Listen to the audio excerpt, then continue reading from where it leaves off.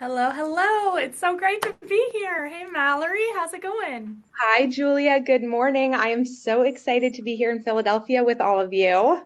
It's really amazing. The office is a buzz right now. People all over the place. It's so good to be together. It's going to be a great day for sure. Yes, I cannot wait. This is an amazing week. Welcome, everyone. We are so happy that you are here with us. Start to tell us in the chat where you're calling in from, what you're the most excited about being together. I see already 200 eager people are here 10 minutes early, my favorite little early birds. Yes. And so, yeah, tell us about you. And we're so excited to spend the next few days with you. Yeah, it's going to be amazing. Are there any sessions? Obviously, Mallory, we're so excited about your session coming up this morning. Any other sessions that you're really excited to catch while we're here, Mallory? Anything you're looking forward to? Well, we have an amazing day today. I am so thrilled, and I feel like there's so many thought leaders speaking at this conference that I really admire and listen to. Dana Snyder is, of course, a really close friend of mine and my go-to digital fundraising guru. Sabrina Hernandez is also a great friend. Nathan Chappelle, Ria Wong. It's just going to be an incredible day. Tysley Williams, I always love everything she says. So I just feel like we have so much to look forward to in this schedule. And then, of course, our keynote speaker this afternoon, Joan Gary. Can't wait to hear from her. It's going to be a full day. I'm so excited. It's going to be a blast. And honestly, I'm going to be taking notes all day long. There's going to be so much to learn. I can't wait. I know. And, I remember, gosh, all those months ago when we first started talking about this conference and we were thinking about the theme for the conference and this idea of refresh. Maybe, will you just tell everyone a little bit behind, the inspiration behind why we're coming together under that theme right now? Because I love the way you all are thinking about this. Of course, yeah. I'm so excited about our theme this year. So, for those who are on the call and don't know, my name is Julia. I am the communications manager here at Donor Perfect. But prior to this, I was also a fundraiser. I was in fundraising for 10 years. And I remember there were so many things that I would do year after year that were the same. Like, just because we did it last year, we're doing it again. We had an auction in May last year. We're going to have an auction in May this year. We did a back to school giving campaign in September of last year. We're doing a back to school giving campaign September of this year. The goal of this conference is to kind of revisit some of those things, to refresh the things that maybe we've done and have worked in the past, but how do we take another step up? How do we refresh those things that we love and that have been successful, but we want to make them even better? And honestly, in the back end of COVID, there were so many things that we really had to reinvent, and we had to be innovative and figure out these new things. And this is also in that sense. How can we be innovative? How can we be creative? How can we refresh some of our strategies? So I know we're going to tackle that in the next 2 days, and there's going to be so many ideas. It's going to be wonderful for sure. Mallory, how do you see the theme of refresh playing out over the next 2 days? Yeah, I think it's such a perfect time for us to be talking about this because, like you, as a fundraiser for 13 years, I definitely know that this has always been the way we've done it. And I feel like we're in this funny place right now where there was a lot of innovation and shifting during COVID. And there's a little bit of this stickiness right now around do we keep changing things up? Do we keep refreshing things? Or do we go back to what we were doing in 2019? And so I think this conversation is so timely because the world is different and everything is different. There is no going back. And so what does it look like for you to take a fresh look at your organization with where it's at today, right now, with everything going on? And it also just feels like a really good time of year. I know it's probably technically summer by calendar months, but I'm still in spring cleaning mode. So I feel like it's just the perfect time to be freshening up these things, refreshing, thinking, and being together in community. Yeah, that's so true. That's so true. Speaking of community, I love seeing where everybody is from. Thank you all for posting in the chat. Shout out to Trisha from Vero Beach. That is my hometown. Very small beach town in Florida. That's so cool. It's great to see all these people. Really wonderful to see all over the place. This is so cool. I know. I How was you're doing wishing it I in a was virtual wishing I conference. had a tracker to be writing I where everyone's from. I'm I think we have a lot of provinces in Canada covered, most of the states covered. So it's so awesome to see all of you here. We need a heat map for sure. Yes. There will, For those who are asking in the chat, the sessions will be recorded. They'll be available on our website. And also you'll get the slides in the presentations. So don't worry if you miss something, you'll be able to revisit the sessions for sure.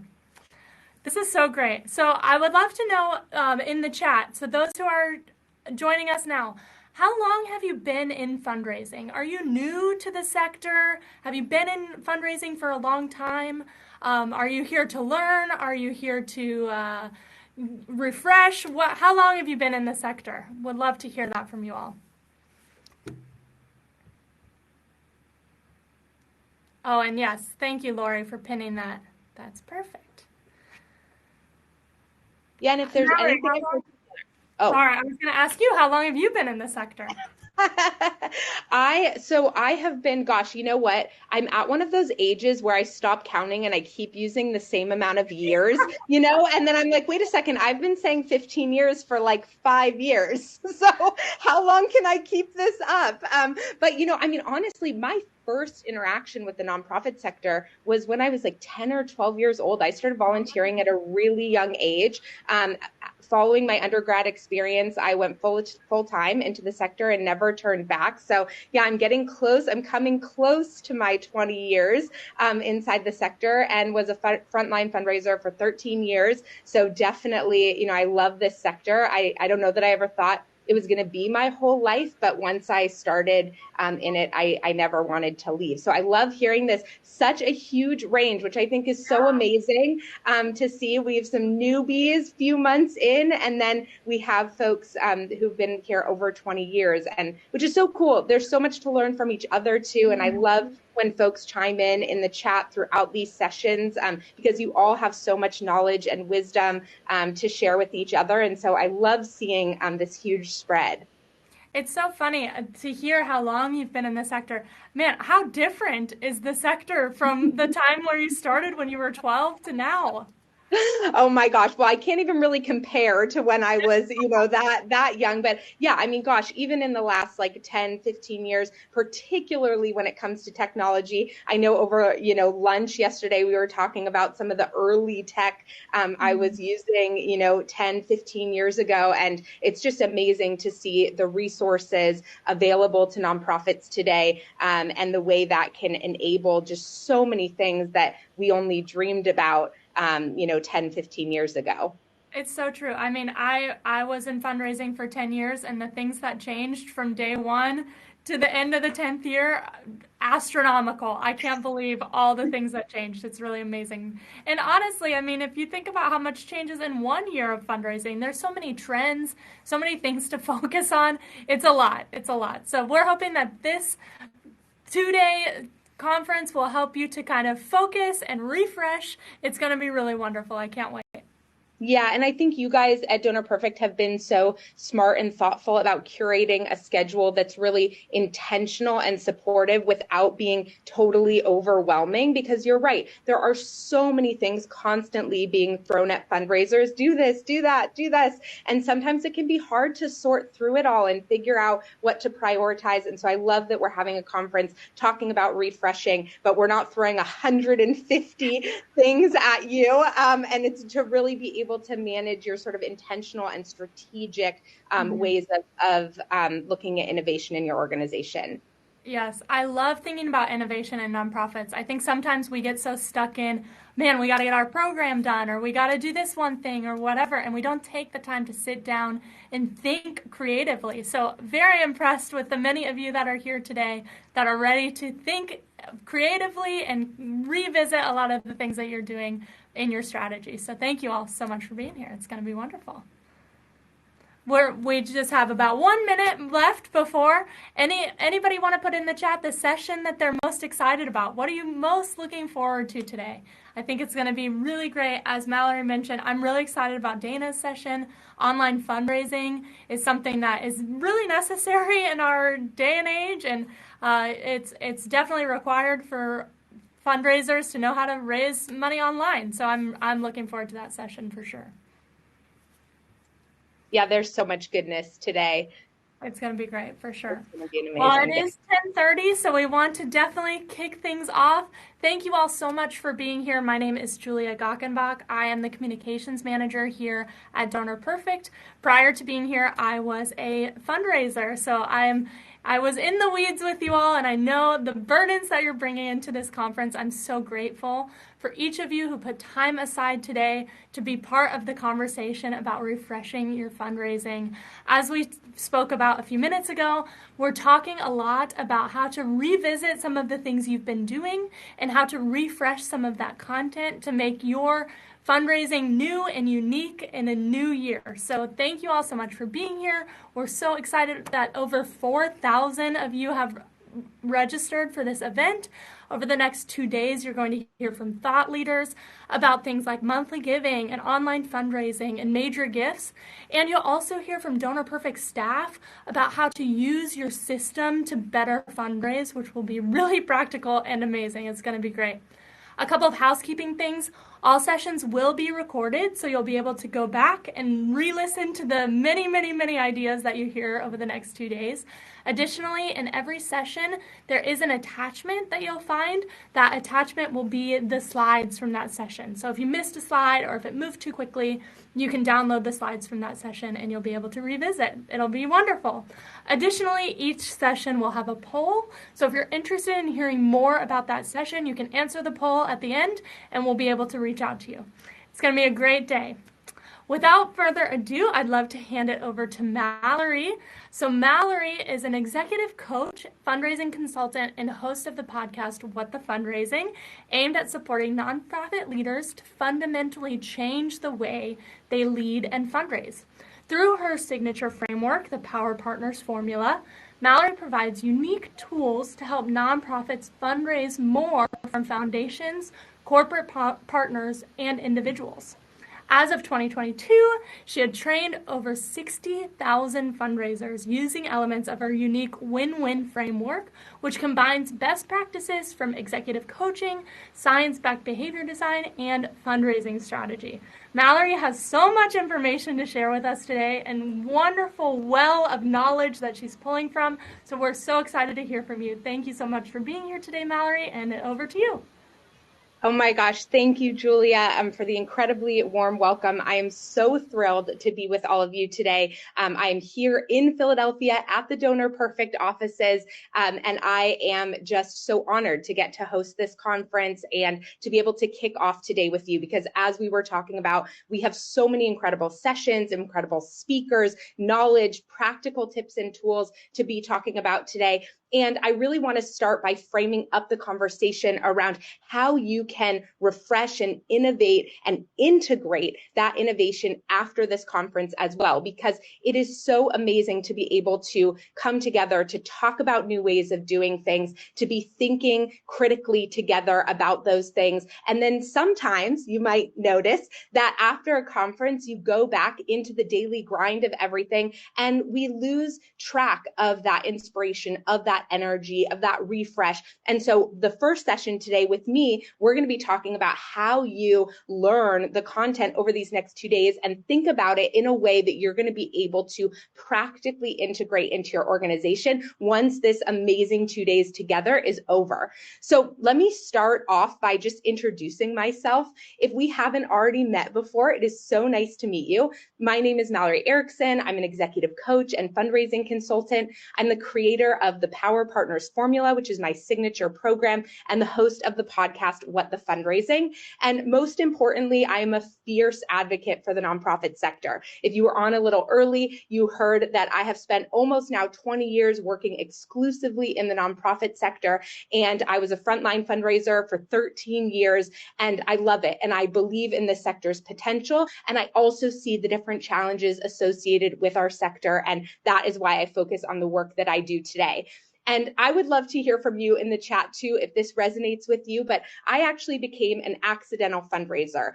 First, actually, as a nonprofit managing director and then an executive director, I started to get promoted up through nonprofit. And I didn't know when I entered this sector that that meant that big fundraising responsibilities were going to come with those roles. And so tell me in the chat if you have found yourself as an accidental fundraiser as well.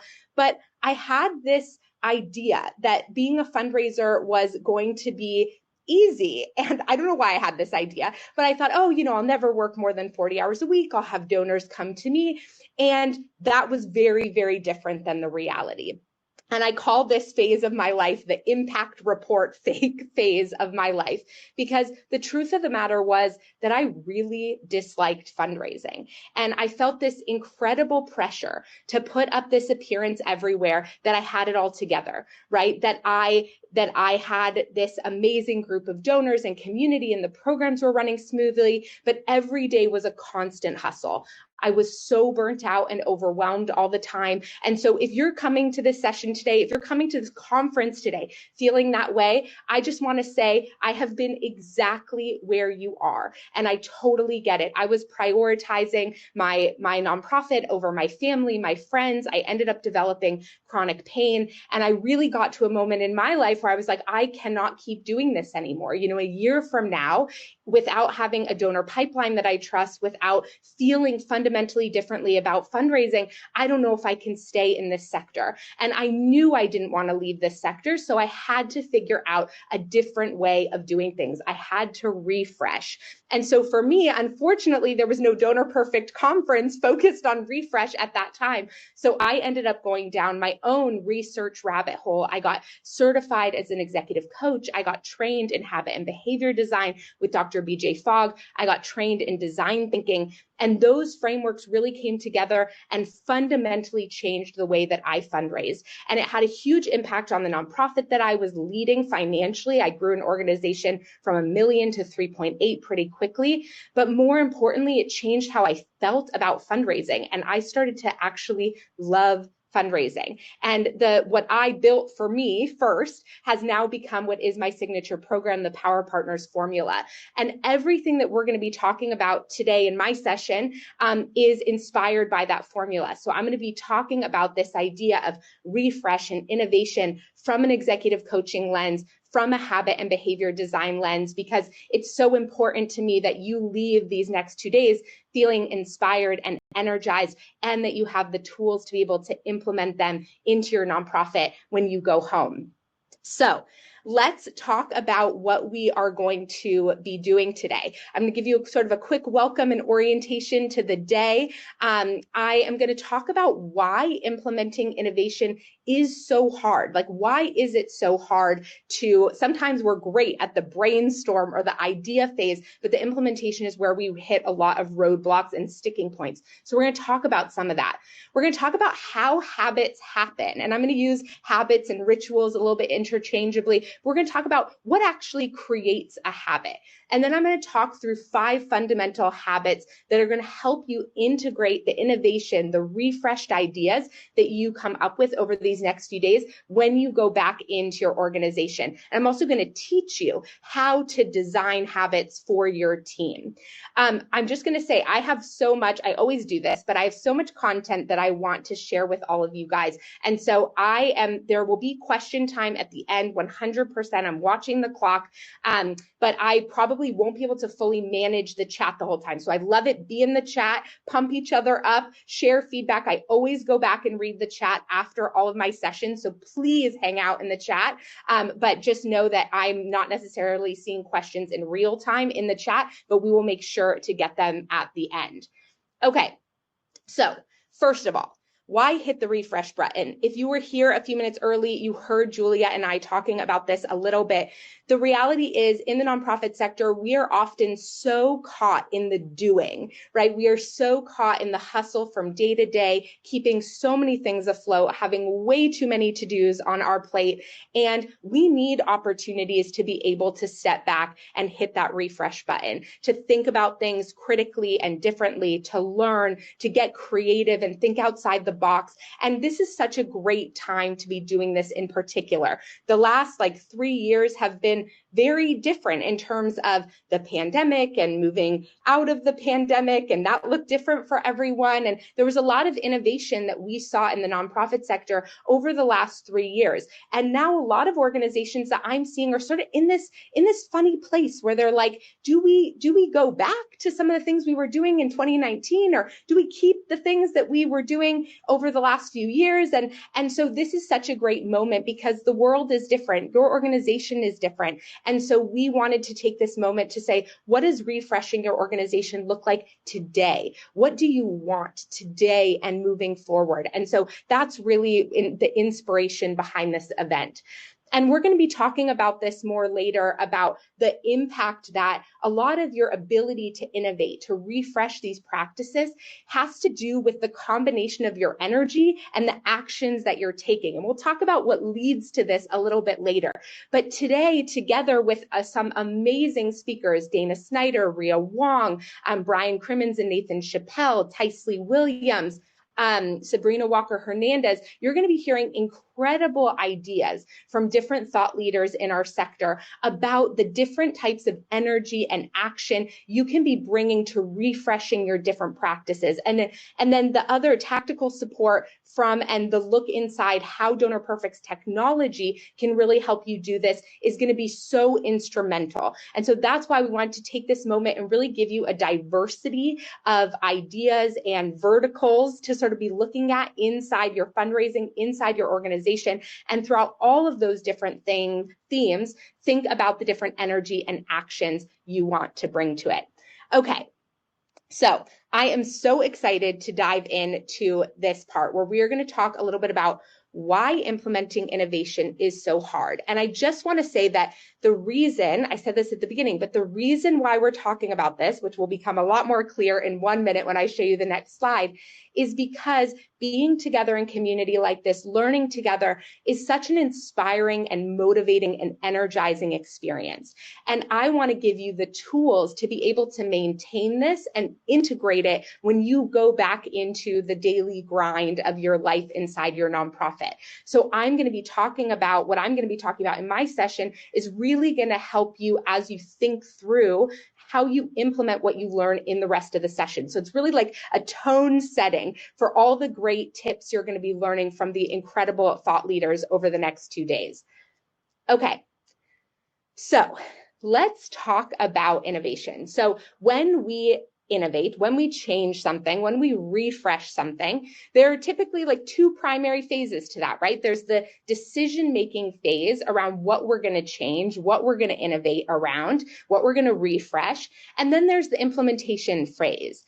And what's really interesting, so something I started to notice a lot, and maybe you've noticed this too, is that sometimes you'll have a staff meeting or a board meeting, and everyone's on the same page in that meeting about how you are going to innovate something or change something. But then you go to actually implement that thing, and all of a sudden there's a lot of resistance. There's a lot of, yeah, but, or what about this? And I remember sitting there as an executive director and being like, wait a second. Didn't we all agree on this like last month in the board meeting or in the staff meeting? What's happening right now? Why all of a sudden am I getting all of these additional questions or all of this pushback that I wasn't getting when we were making this decision? And I would love to hear in the chat if this has been true for you too, because this is something I see with a lot of the organizations that I work with today. So I started to research this and try to figure out, okay, why does this happen so commonly when it comes to change management and innovation? What's fascinating is that the process of making a decision and actually implementing change involves multiple regions of the brain. And so when we're making a decision, when we're in that sort of like logical mode, our prefrontal cortex is what's primarily online, okay? And that's the brain part that's responsible for executive function. And that's where we weigh the pros and cons of different decisions and we consider potential outcomes and we make a choice, okay? But actually following through with a change, often requires the involvement of other brain regions. For example, particularly, we're going to talk about the amygdala for a second. And if you're like, oh my God, Mallory, I did not sign up for a brain science class, just hang on for a second, because I think this really helps give a lens into why this becomes so hard. So the part of our brain that is making a decision, the part of our brain and body that makes decisions, are different than the part of our brain and body that come online when we're implementing the decision. And so what's the big deal? Like, why is this so important? So the amygdala, that's the key player in processing emotions and generating emotional responses like fear and anxiety, right? So the part of our brain that comes online when we start to move to the implementation phase is the part of our brain that regulates the release of hormones and activity of our nervous system. Our fight or flight response, our sweaty palms, our racing heartbeat, our spiraling thoughts in our head. So that means that all of a sudden, when we go to implement this decision that we felt like we had a lot of clarity around, we had a lot of consensus around, all of these other parts of our brain and our body come online. And those are the parts of our brain and body that tell us all the yeah buts or what about, and now I'm worried about this, right? Because all of a sudden, this whole other part of our brain and our body are online. And so implementing innovation in particular impacts our nervous system. And so this resistance that we experience, this transition from learning and decision making to implementation, is incredibly significant because innovation implementation really impacts our nervous system. When we're refreshing something, when we're changing something, when we're innovating, there are these very natural things that happen, right? There's uncertainty about the outcome of this new project. There's maybe the threat of failure or rejection. Sometimes even when it comes to different types of, new technology tools, there's a fear of being replaced by a new technology or a process. So all of those things happen once you start to get up to that line around implementing that innovation. So what happens then? All of a sudden, we have these feelings of anxiety, stress. It starts to impact our ability to think clearly and creatively, and we have a lot of difficulty implementing that change. We experience a tremendous amount of resistance. So I'm going to be giving you 5 different habits today. And part of what we're going to talk about in those habits is how to down-regulate that fight or flight response, because that is what is key to what I'll talk about this in a little bit, but getting over the action line to actually implement that innovation. So I know folks have been jumping on throughout this entire time. And so I just want to remind folks, the reason we're talking about this is because you're going to leave here with a very happy prefrontal cortex who is ready to make all these decisions to implement this innovation.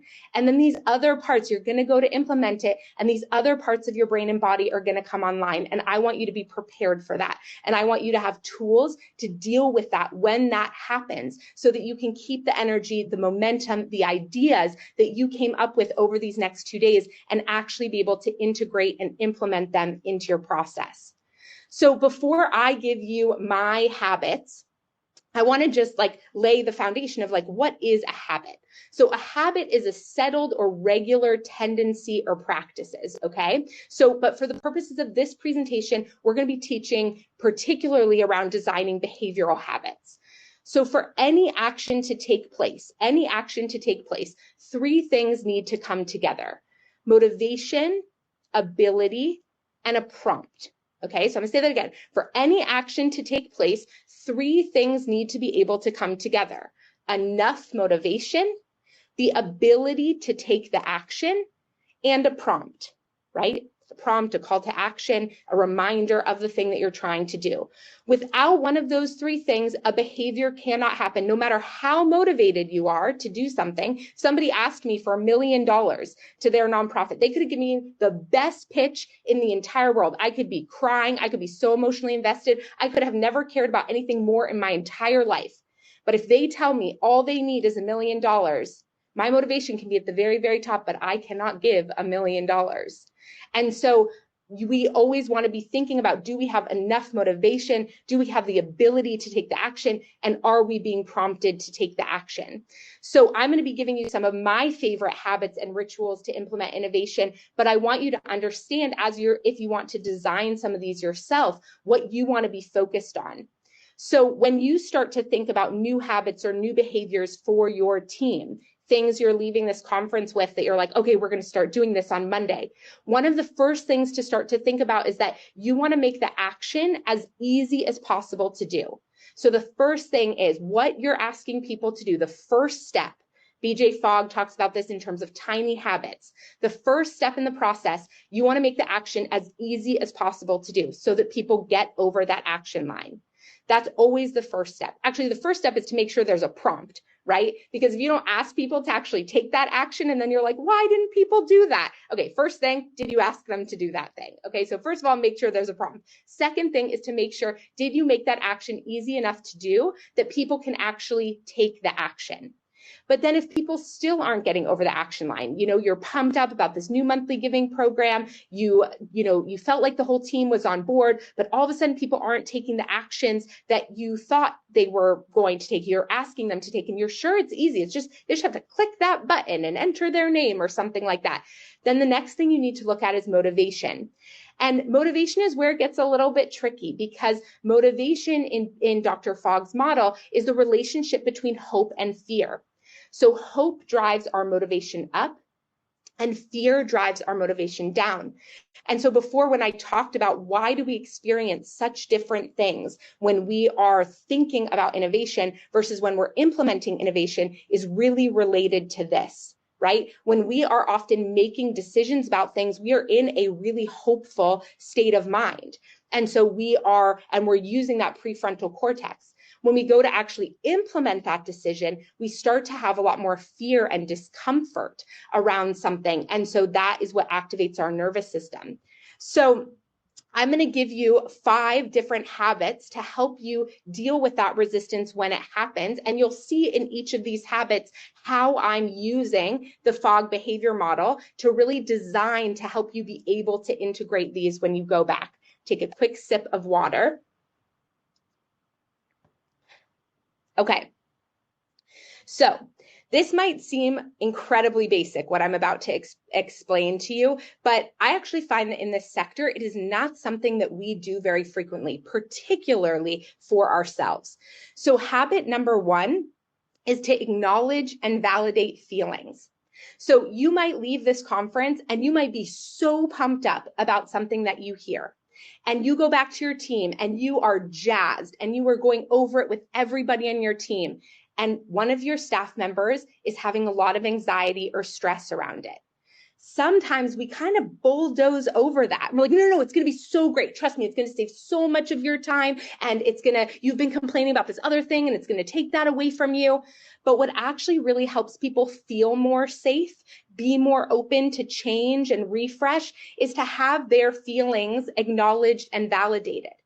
Because our emotions about something, this is a slide I show in a lot of the work that I do. This is the underlying principles of executive coaching, is really understanding that how we feel is informed by the thoughts and the beliefs that we hold. So when we feel discomfort in our belly, when we feel that drop in our stomach before picking up a call to even make a thank you call, usually what's causing that emotional reaction are thoughts and beliefs that we are holding about taking that thing. Oh, I don't want to bother them. They're going to be so mad that I cold called them. Nobody likes getting calls out of the blue. Those thoughts, those beliefs, that's what makes the thank you call really scary, right? It's not the call. The call is just the call. But the thoughts and the beliefs that we hold lead to how we feel. And then that ultimately impacts the energy and the action that we bring to something. And oftentimes when we're in conference mode, when we're together over these next 2 days, you're going to have all these new thoughts and new beliefs. You're going to have a lot of energy and excitement and momentum around those. But when the self-doubt beliefs come back next week, or they creep in a little bit, you're going to start to feel differently. You're going to be like, wait, was that a good idea? And so I want you to start to recognize that a lot of those limiting beliefs, a lot of what happens in our brain, the self-doubt, trying to keep us small, play safe, right? That is not designed to help support innovation. It's not designed to help support a refresh. And so we need to start to be aware of the thoughts and the beliefs that we're holding and how they're impacting the way that we feel. And we need to acknowledge and validate how we feel, because even if the stories behind the emotions are not true, the feeling is always valid. The feeling is always valid. And so the very first habit, and I want you to use this with your staff, I want you to use this with yourself, is to acknowledge and validate how you feel. Yeah, it is scary making change. It is scary refreshing a practice. It is scary trying something new. And start to notice how that acknowledgement, how that validation actually helps you be able to move forward. And there are two other strategies to use to actually help you interrupt a cognitive behavior loop spiral when you're having some feelings, some emotions that are negative or holding you back. One sentence, and these are scientifically proven to actually downregulate your nervous system, to make your body and your brain feel more safe to be able to implement that innovation. The very first sentence to say to yourself is, that makes sense. Like, oh, I'm really nervous to call this donor. That makes sense. How often do we say, oh my gosh, Mallory, you've called 400 donors. Like, just pick up the phone. Come on. Right? We like bully ourselves. We tough love ourselves. We try to just push ourselves over that action line. But actually what helps us get over that action line is acknowledging and validating how we feel. Yeah, that makes sense. You feel nervous. And then the second part of this is something called distant self-talk. So using a positive statement and your first name, starting to swap out I for your first name. You can do this, Mallory. You've overcome hard things like this before, Mallory. Scientifically proven, when you use your own first name, it helps pull you out of the tunnel vision, of the black and white thinking that you might be experiencing, of that those limiting beliefs, that negative self-talk. And it's actually scientifically proven to downregulate your nervous system and help you be able to implement that refresh, implement that innovation. Okay? So that is habit number one. Habit number two is to focus on increasing your curiosity and decreasing your judgment. So again, something that happens a lot of times in conference mode is we are curious. We're in learning mode. We're so open, right? We're not sitting there like, oh, well, that won't work for me, and that won't work for me, and that won't work for me. Sometimes, but most of the time, we're like, oh, that's interesting. Or how did that happen, right? But then we go back, and all of a sudden, we get back into black and white thinking. We get back into tunnel vision. We get back into all the reasons why it won't work for us. And so as you go back into your organization, I want you to think, how can you bring this curiosity with you? How can you bring that wonder, that awe, that excitement, that what if with you? Because there are these two types of energy that we're infused with as people, catabolic energy and anabolic energy. Anabolic energy is energy that's constructive, expanding, fueling, healing. It's growth oriented. When we experience flow state, we're in anabolic energy and we see a prism of opportunities. When we're in catabolic energy, on the other hand, it's draining, resisting, contracting energy, right? Catabolic energy, sometimes it can provide you with like an energetic boost for a moment, but over time, it really drains you. It's a lot of black and white thinking, a lot of judgment, right? A lot of tunnel vision, right and wrong. That won't work for us because. So as much as possible, you want to be thinking about, where can you get curious? What if?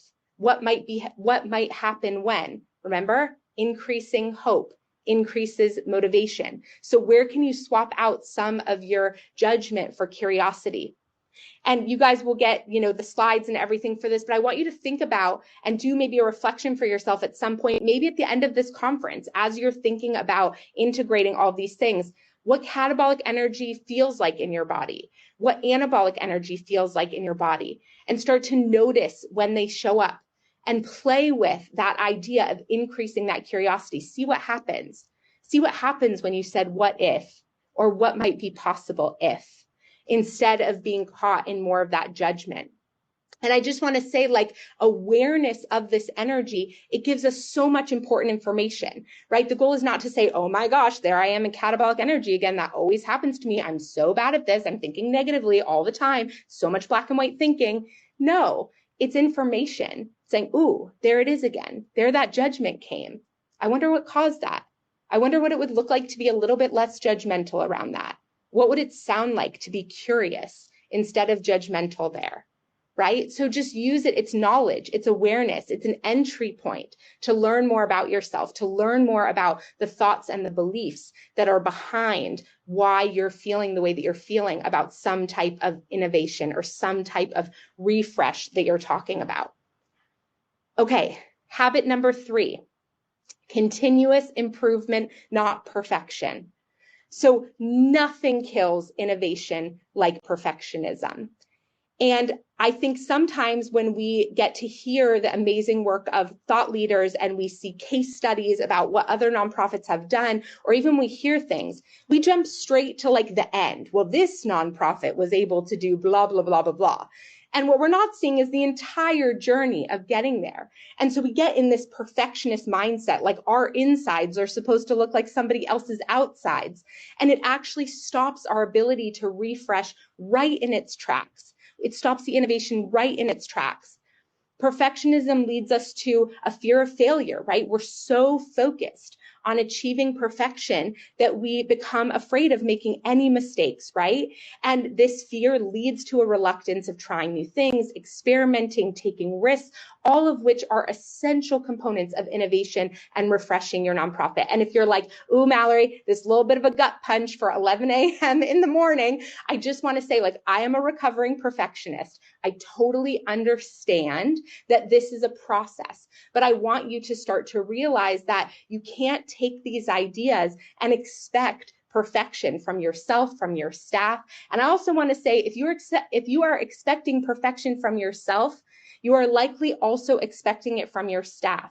I used to think like, oh no, like I'm a great leader, right? I'm very flexible. I'm very open. I'm a great people manager and coach for all my team members. I'm just a perfectionist with me. But your staff are watching that. Your teams are watching that. They're watching you be hard on yourself. They're watching the perfectionism, and that's creating culture inside your organization. And so if you want an innovative culture, if you want your staff to embrace a refresh, you have to be able to lead with things like adaptability instead of perfectionism, because perfectionism also leads to a lack of adaptability. We get really rigid in our thinking, right? And we have a really hard time adapting to new ideas or changes or different circumstances, which can make it so difficult to be flexible when we need to be or include new perspectives and ideas. Perfectionism also decreases motivation. And if you think about BJ's model, that makes perfect sense, right? Perfectionism is basically just a version of failure, a version of fear. And so perfectionism absolutely drives motivation down. And then perfectionism also leads to a lack of collaboration, which hopefully a lot of the ideas you're leaving this conference with to refresh are including your team members, your board, your community, and are including community and collaboration. And so we want to make sure that we aren't saying, oh, I really want to work together on this. I really want to be collaborative around this. And then we're holding things like our perfectionist tendencies that don't allow us to actually work with other people. So here are a few ways. If you're a recovering perfectionist, like me, then I want to share some things that help address perfectionist tendencies. Setting realistic expectations and checking with the people around you around how realistic it is, right? Making the actions and behavior smaller. Remember, I said the very first thing to think about is this action easy enough to do? Track progress of behaviors instead of outcomes. So if you go into, okay, we want to refresh some of our fundraising practices, you can't just wait to see what the monetary outcome of that is. You need to start to track and celebrate the behaviors that people are taking, the new refreshed behaviors that fundraisers are taking, instead of just the financial outcomes. You want to create a culture of feedback and learning. And then celebrate failure. I used to have something inside my organization once I realized the perfectionist tendencies I was exuding out, where I had a failure Friday, where people shared their biggest failure and learning from the week. And I did too. And I shared really vulnerable things that helped people open up about what they were learning, what they were trying, what did they try to refresh that didn't work. And then the last piece here is celebrate self-compassion. Celebrate self-compassion, compassion to your team members, of course, as well. But everybody watches how everybody talks to themselves too, right? And so we can say things like, oh, you don't need to be perfect. But when we're not demonstrating any self-compassion around our own mistakes, we still send the message that actually, if I need to be perfect, everybody needs to be perfect. Okay, so addressing perfectionism is a huge element of your ability to actually be able to integrate the refreshing ideas that you're coming up with over these next few days into your organization. Habit number 4 is get time on your side, okay? And I don't know if there's any sentence said more in the nonprofit sector than I don't have enough time. But time, yes, there's a fixed amount of time. We all have 24 hours in a day, okay? But how we use our time is different.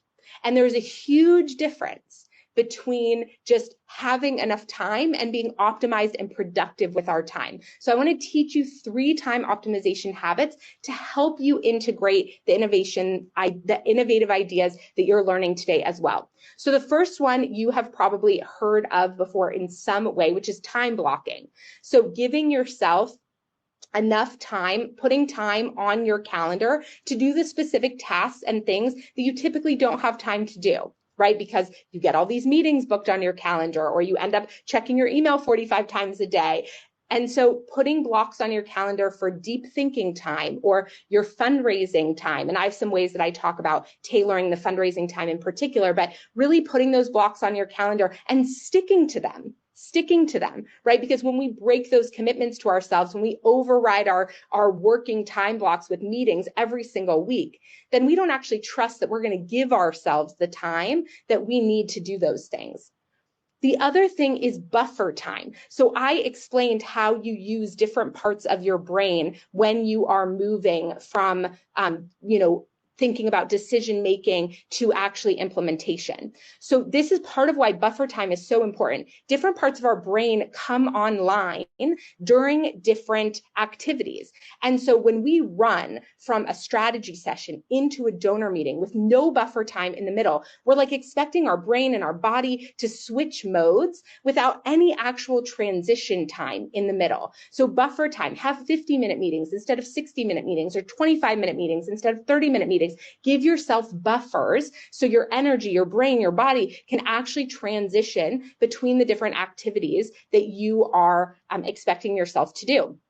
The third time optimization habit, this is my favorite, and I will tell you, people hear me speak about this, and then I get messages for the next week. Like, I just started doing the Fearless 15. Oh my gosh, it's changing my life.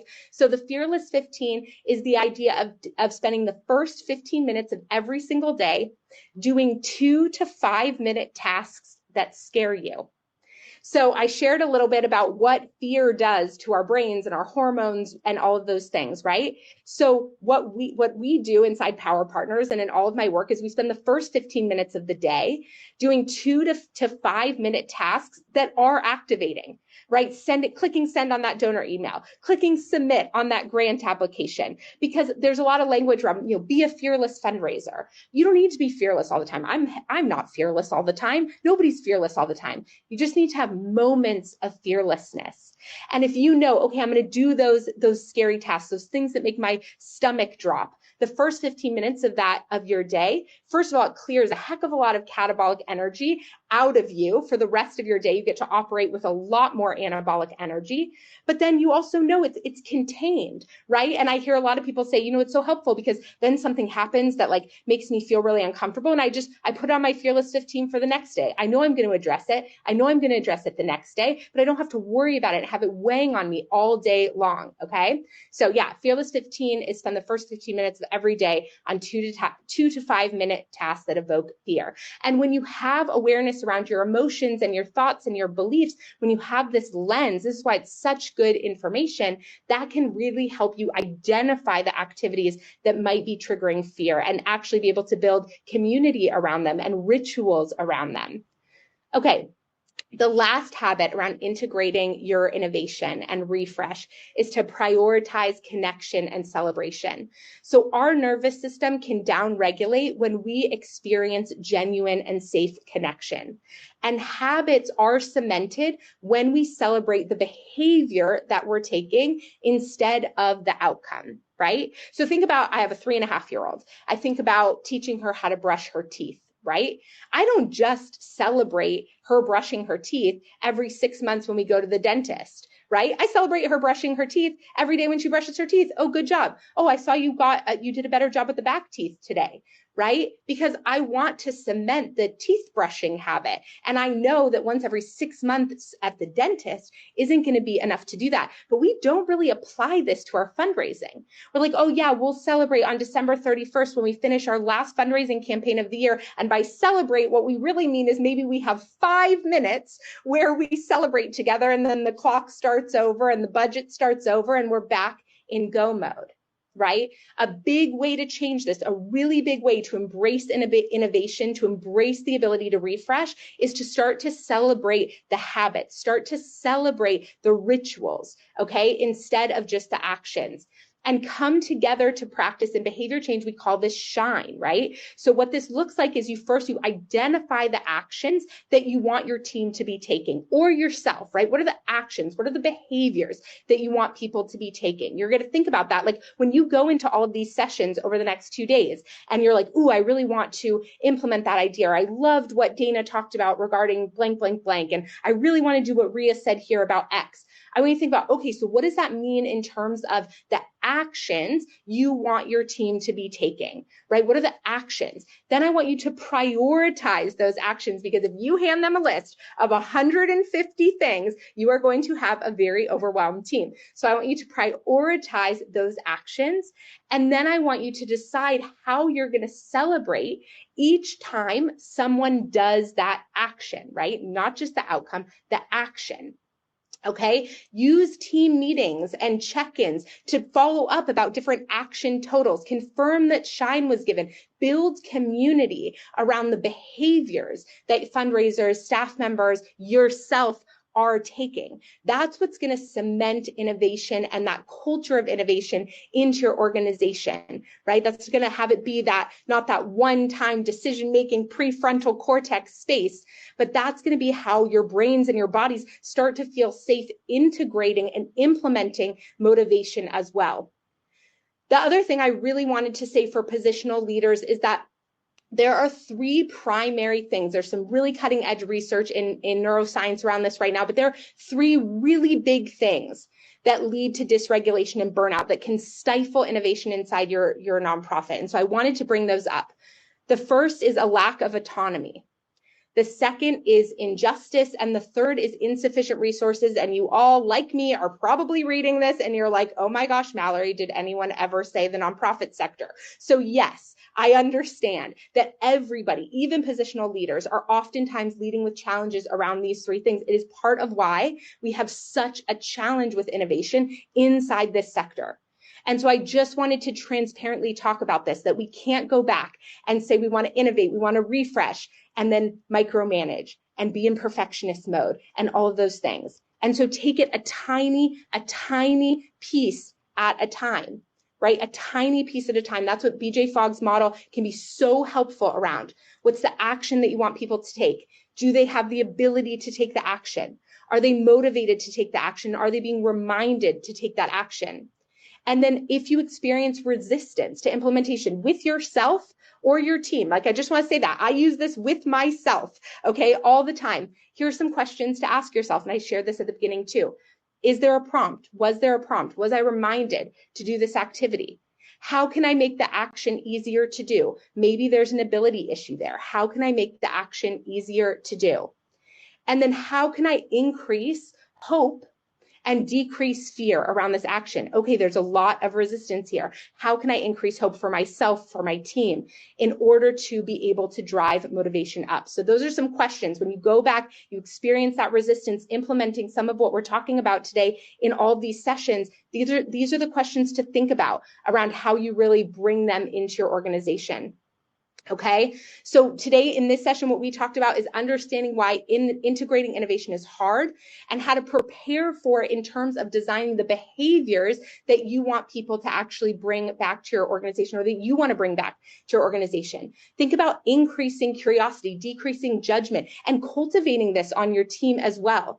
adopting that continuous improvement mindset, right? And avoiding the perfectionism and getting time on your side. So creating space for creativity and adaptability, because if you are in go, go, go mode, okay, constant hustle, constant sympathetic nervous system activation, it's super hard to be creative in that space, right? So create those time buffers, create that space for that innovation, for that refresh, okay? And then prioritize opportunities for connection and celebration, and do this internally for yourself too. Okay, if you are interested in learning more about me and the work that I do with fundraisers, my signature program, the Power Partners Formula, is opening again in August. This is the first time I'm actually sharing this link with folks. If you want to sign up for my free masterclass webinar, it is available on my website right now, and it will be coming in August. If you are interested in joining my free community, the What the Fundraising community, you can do that as well. I'll throw these links in the chat too, but I want to make sure we have some time before we wrap up for questions, because I know I just gave you a lot to think about and hopefully bring with you in terms of how you look at and think through your learning over these next 2 days. Okay, that was a great presentation, and we have plenty of questions, and I kind of wanted to let you go, so we have maybe about 6 minutes for questions at this point. I wanted to make sure that you finished. Okay, so one of the first questions that came in was, what steps did you take to start overcoming your perfectionism?